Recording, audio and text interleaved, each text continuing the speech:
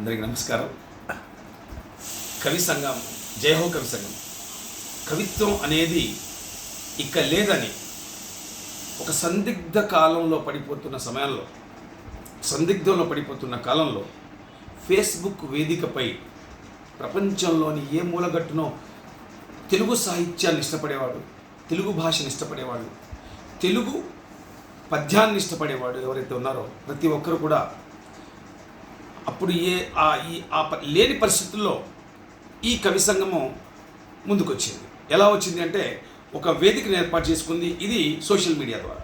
ఈ సోషల్ మీడియాలో అనేక మంది యువకుల్ని ఒక దగ్గర కూర్చి కవి సంగమం తన అక్షరాలు దిద్దబెట్టిస్తూ కవిత్వాన్ని రాయించింది. అలాగే ఊరూరా కవి సంగమం అంటూ ప్రతి ఊరికి వెళ్ళి అవకాశం ఉన్నంత వరకు అక్కడ కొత్త కవుల్ని తయారు చేయడంలో లీనమైపోయిందని చెప్పవచ్చు. ఈ తెలుగు కవిత్వాన్ని ఇష్టపడుతూ చదివే నాలాంటి వారికి కవిత్వాన్ని రాసే అవకాశం కలిగించింది కవి సంగమం. తర్వాత పక్కన పెట్టిన కళల్ని సైతం మేల్కొల్పి కొన్ని వేల మందిని యువకుల్ని, విమర్శకుల్ని తయారు చేయడంలో కవి సంగమం బాగా తన వంతు పాత్ర నిర్వహించింది.